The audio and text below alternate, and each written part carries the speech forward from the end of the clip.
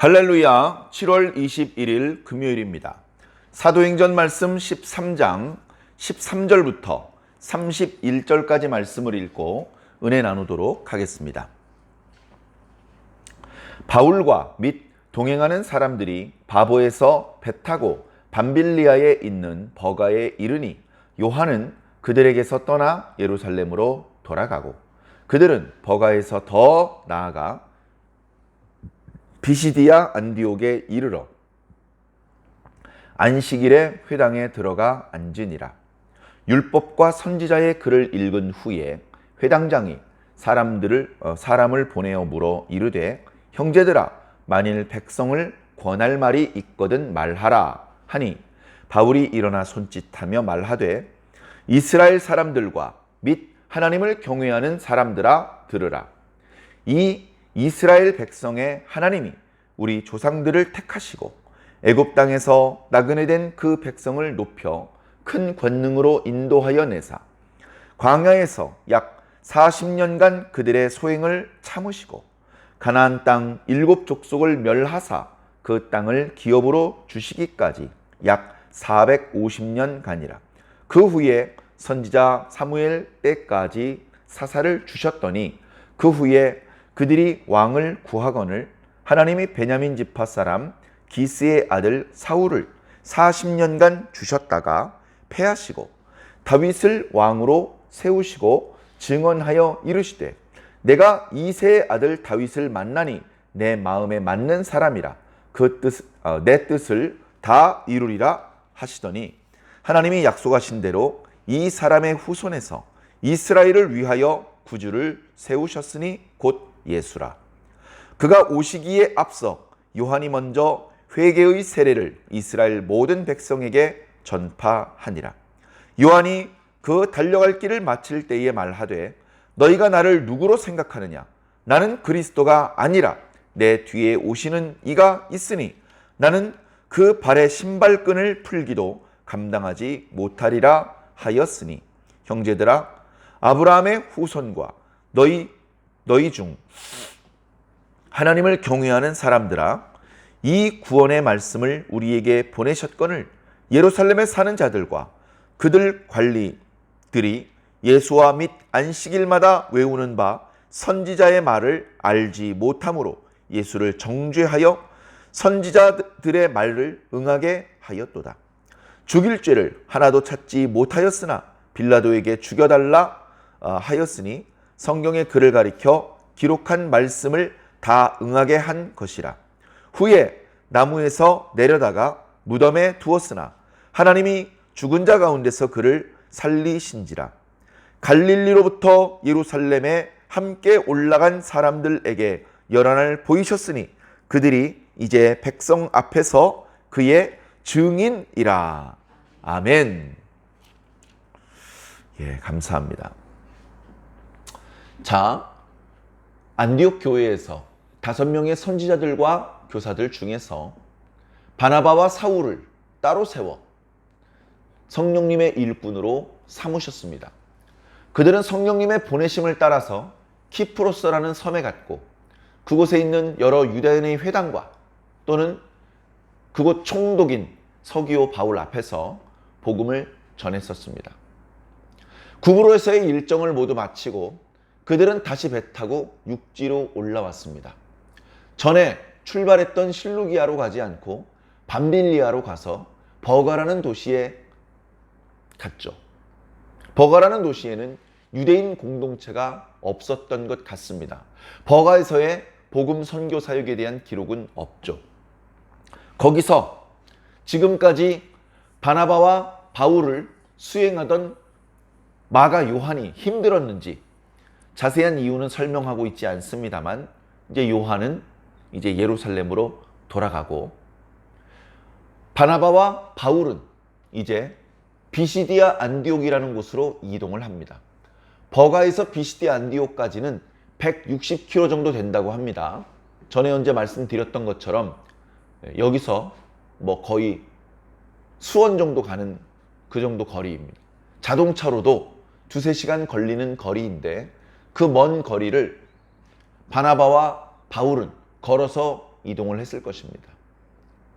그 이제 고난을 극복하고 그들은 이제 비시디아 안디옥에 도착을 했습니다.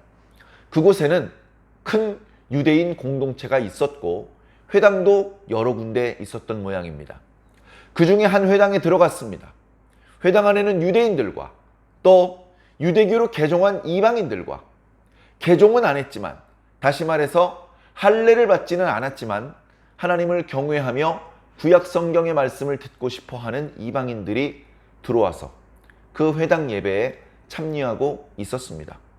본래 그 동네에 살고 있던 사람은 아니었지만 유대인이었던 바나바와 바울은 당당하게 회당에 들어가서 앉아 있을 수 있었습니다. 회당의 예배 식수는 고정된 것은 아니었지만 대체로 시간이 되었을 때 사람들이 모이고 경건한 분위기에서 기도를 하다가 회당장이 그 회당에서 비치하고 있는 구약 성경을 읽어줍니다. 모세 오경과 또는 선지자들의 글과 또는 또 시편의 글, 이런 글들을 주로 읽어주었던 것 같습니다. 그래 먼저 말씀을 읽은 이후에 미리 정해지지 않은 그날 회당 예배에 참석했던 사람들 중에서 설교할 사람이 있는지 물어보아서 거기서 이제 설교 말씀을 듣고 그리고 헤어지는 것이 아주 단순한 회당 예배의 어떤 식순이었습니다. 미리 설교할 사람을 정해놓는 경우도 있고 정해져 있지 않아서 갑작스럽게 모여있는 사람들 중에 할 말씀이 있는 분은 하시라고 그렇게 청할 수도 있는 것이 당시 회당 예배의 관습이었던 것 같습니다. 바로 그 관습을 이용해서 예수님께서도 회당에서 복음을 전하곤 하셨고 또 여러 각지를 돌아다니면서 복음을 전파했던 바울도 먼저는 그 동네에 회당이 있는지 알아보고 회당에서 먼저 복음을 전했고 그리고 나서 또 이방인들에게도 복음을 전했던 것입니다. 회당장이 오늘 이 율법의 말씀을 읽고 우리들에게 할 말씀이 있는 분은 말씀하십시오 라고 물어보면 대체로 서로 얼굴만 쳐다보지 손을 번쩍 들고 오늘은 제가 한번 말씀을 드려보겠습니다, 이런 경우는 드물었습니다.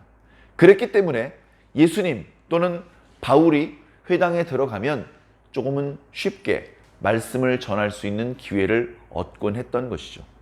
이날도 회당장의 율법과 선지자들의 글을 읽은 이후에 사람들에게 보내어서 오늘 말씀을 전할 분이 있는지 물어보았고 그때 바울이 손짓을 해서 제가 말씀을 전하겠습니다, 그렇게 했던 것 같습니다. 그래 바울이 앞쪽으로 인도되어서 그 자리에 모여있는 유대인들과 유대인들은 아니지만 구약성경 말씀을 믿는 이방인들 앞에서 말씀을 전하기 시작한 것이죠.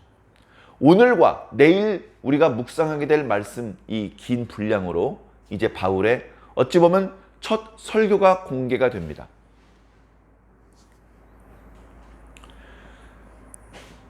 바울이 어떻게 보면 지금까지 주도적인 역할이 아니었거든요. 바울은 교회를 핍박하는 사람이었고 그리고 나중에 예수님을 만났지만 그래서 어줍지 않게 다메섹과 예루살렘에서 복음을 전파하기도 했지만 변변한 성과를 내기도 전에 쫓겨나기 일쑤였고 다소에서의 10년 기간은 아무런 성과가 없었습니다. 물론 바나바와 함께 안디옥 교회에 온 이후에 교회가 부흥하는 모습을 보기는 했습니다만 성령님의 지시하심을 따라서 따로 세움받아 안수를 받았고 그렇게 이제 선교 여행을 떠나기는 합니다만 지금까지는 변변한 바울의 역할이 보이지 않습니다. 자, 그런데 이렇게 바나바와 함께 전도 여행을 다니면서 이제 바울의 주도적인 모습이 나타나기 시작을 합니다. 지난 시간에 말씀드렸던 것처럼 구브로에서 말씀을 전할 때에도 어찌 보면 바나바보다는 바울이 나서서 말씀을 전하곤 했고 그리고 그것을 대적하는 바예수란 사람을 책망한 것도 그것도 이제 바울이었습니다. 그래 버가를 지나 비시디아 안디옥에 왔을 때에도 바나바가 양보를 했는지 바울이 말씀을 전하게 되었는데 이 말씀을 통해서 많은 사람들이 감동을 받고 많은 사람들이 주님께 돌아오는 놀라운 역사가 지금 나타나게 됩니다. 자, 바울이 첫 마디에 이렇게 얘기합니다. 형제들이여, 우리 이스라엘 사람들이여, 그리고 하나님을 경외하는 사람들이여 라고 말을 합니다. 몇 차례 말씀드렸던 것처럼 회당에 유대인들뿐 아니고 이방인들도 있었기 때문에 그렇습니다. 그러면서 구약 역사를 아주 간략하게 개관을 합니다. 하나님께서 우리 조상들을 애굽에서 구원하셔서 이곳 가나안 땅에 살게 하셨습니다. 그거는 아무도 트집 잡을 일이 없죠. 물론 그 과정에서 애굽에서 이스라엘 백성을 인도하실 때 하나님께서 큰 권능으로 인도하셨다. 광야 40년 기간 동안은 이스라엘 백성들이 하나님께 범죄한 기간이었는데 하나님께서 그 소행을 참아주셨다. 이제 이런 또 독특한 표현들이 있습니다만 크게 아무 문제가 없는, 모두가 이미 잘 알고 있는 말씀들입니다. 가나안에 이미 살고 있었던 7 족속들을 진멸하시고 그 땅을 차지하고 있었죠.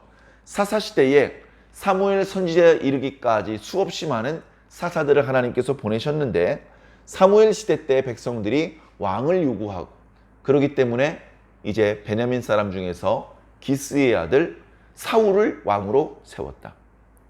그가 40년 동안 왕 노릇을 했던 기록이 이제 열왕기나 역대기에는 없습니다. 그러나 이제 이스라엘 사람들 구전으로 그렇게 내려왔겠죠. 그래서 우리가 사울도 40년, 다윗도 40년, 또 솔로몬도 40년을 통치했다, 이렇게 이제 기억을 하고 있는 것이죠. 자, 그런데 이제 사울이 우리가 그동안 사무엘 말씀을 묵상해서 잘 아시는 것처럼 그가 하나님 앞에 너무나도 부족함이 드러났습니다. 그러다 보니 하나님께서 그를 패하시고 전쟁 중에 죽게 하시고 이제 별도로 이세의 아들, 그러니까 사울의 아들들 중에서 임금을 세우신 것이 아니고 다른 지파, 유다 지파 이세의 아들 다윗을 하나님께서 새롭게 이스라엘을 지도하는 지도자로 세우신 것이죠. 하나님께서 다윗을 살펴보시더니 이놈 마음에 든다. 내 마음에 합한 자다. 내 마음에 맞는 자다. 이렇게 이제 말씀을 하셨습니다. 그리고 바로 이 다윗을 통해서 당신의 뜻을 이루려고 마음을 먹으신 것이죠. 우리가 잘 아는 다윗 언약입니다. 다윗 언약은 다윗이 하나님의 집을 세우는 것이 아니라 하나님께서 다윗의 집을 세우시겠다. 작게는 다윗의 가문을 지켜주시고 크게는 다윗의 왕조를 지켜주시겠다는 말씀입니다. 다윗이 소망했던 대로 하나님의 집을 짓되 다윗이 아니라 다윗의 아들이 지을 것이다.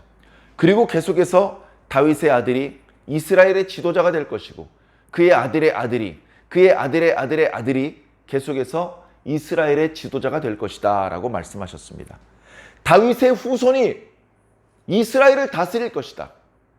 그 말씀 속에는 놀라운 비밀이 숨겨져 있으니 바로 다윗의 자손 예수 그리스도가 이스라엘을 다스릴 것이다.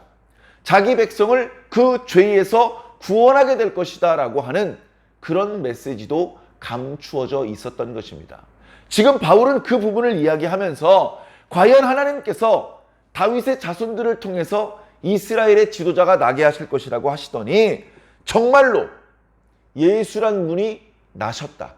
하나님께서 그를 이스라엘의 구주로 세우셨다라고 증거하고 있는 것입니다. 그리고 이것은 무리한 주장이 아닌 것이 이 예수라는 자를 하나님께서 구주로 세우시기 전에 이미 요한이라는 사람을 앞세워 보내셨고 그를 통해서 이 예수가 이스라엘 백성들이 기다리던 메시아라는 것을 증언하게 하셨다. 그럼에도 불구하고 형제들아, 이 귀한 하나님의 구원의 역사가, 이 말씀이, 이 예수가 우리들 앞에 보내어졌건을, 하나님께서 예수를 우리에게 보내셨건을 당시 예루살렘에 살고 있던 유대인들이, 관리들이 예수님의 말씀 또 선지자들의 말씀을 깨닫지 못한 관계로 예수님을 죽였다. 그런데 이 예수님을 죽인 일조차 선지자들의 예언을 이루게 되는 것이었다라고 말하고 있습니다. 28절에 죽일 죄를 하나도 찾지 못했지만 이방인 빌라도에게 죽여달라고 부탁을 해서 결국은 죽였다. 예? 결국은 죽였다. 그러나 하나님께서는 그를 다시 살리셨다. 많은 사람들이 갈릴리에서 복음을 전하셨기 때문에 많은 갈릴리 사람들이 예수님을 따라서 예루살렘에 올라왔는데 이 사람들이 다 예수님께서 전하셨던 말씀, 행하셨던 기적, 예수님의 죽으심과 다시 살아나심, 그리고 승천하신 일에 대하여 증인이다. 다시 말해서 이것은 내가 지어낸 이야기가 아니고 너무나 명백한 사실이다 라고 힘주어 증언하고 있는 것입니다. 자, 오늘 말씀으로 비시디아 안디옥 회당에서의 바울의 설교가 끝난 것은 아니지만 매우 강력하게 그 자리에 모여있는 유대인들과 이방인들을 호소하고 있습니다. 이 바울의 말한 대로 정말로 하나님께서는 예수를 그들 가운데 보내셨고 그들은 어리석음 가운데 예수를 죽였지만 하나님께서는 그를 다시 살리셨습니다. 자, 중요한 것은 예수님을 믿고 구원받는 것인데 이 예수님을 믿게 만들기 위해서 이 예수님께서 갑자기 오신 것이 아니라 구약 성경의 예언을 따라 오신 것이다. 다윗 언약의 내용을 이루기 위해서 오신 것이다. 그리고 하나님께서는 그를 다시 살리셨다. 그런 추가적인 설명을 하고 있는 것입니다. 오늘 우리는 예수님을 직접 만나지도 않았고 예수님께 대한 이런 사도들의 가르침을 들은 것도 아님에도 불구하고 어찌 보면 마음속에 큰 거부감 없이 예수님을 믿고 있습니다. 예수님께서 행하셨던 많은 기적들, 예수님께서 죽으셨다가 다시 살아나신 이야기들, 오늘날 그와 비슷한 현상을 주변에서 자주 볼 수 있는 것은 아니기 때문에 마음속 한구석에 걸림이 있는지는 모르겠습니다만 과거 유대인들처럼 마음속에서 격렬한 저항감이 일어나는 것은 아닌 것 같습니다. 그것만으로도 저는 하나님께 너무나도 감사합니다. 마음에 큰 거부감 없이 의심과 오해 없이 예수 복음을 받아들일 수 있는 것은 그 자체로 하나님의 놀라운 은총이라는 것입니다. 믿든지 안 믿든지 복음이 전파되어야 되는데 이상하게 어떤 사람은 마음속에 큰 저항감이 있고 어떤 사람은 큰 저항감 없이 받아들이는데 그것은 다름 아닌 성령님의 역사인 것입니다. 우리는 거의 예수님께서 활동하셨던 곳으로부터 지구 반대편에 있는 것이나 마찬가지인 곳에 살고 있음에도 불구하고 예수님의 말씀을 거부감 없이 듣고 있는데 참 감사한 일이고 이 예수님을 통해서 이루신 하나님의 역사를 더 분명히 깨달아 아직도 이 예수의 복음이 필요한 자들에게 증거해 주어야 될 줄로 믿습니다. 영적으로 잠들거나 어두워지거나 병들거나 하지 마시고 세상은 썩어가고 있고 어두워져 가고 있지만 우리 그리스도인들은 이럴 때일수록 빛과 소금의 역할을 감당하며 하나님께서 나에게 주셨던 이 말씀을 잘 붙잡고 은혜에 붙어 있으며 주의 일꾼으로 활동해야 될 줄로 믿습니다. 매우 큰 어려움을 뚫고 비시디아 안디옥에 도착해서 이제 또다시 복음의 불을 퍼뜨리고 있는 바나바와 바울처럼 오늘 저와 여러분들도 많은 부족함이 있습니다만 복음의 일꾼으로 스스로 자원할 수 있으시기 바랍니다. 억지로 되는 일이 아니기 때문에 그렇습니다. 성령님께서 감동해 주시는 대로 우리가 각자의 위치와 역할 속에서 복음을 선포할 수 있는, 복음을 전파할 수 있는 그런 도구로 쓰임받게 되시기를 예수님 이름으로 간절히 축원합니다. 아멘.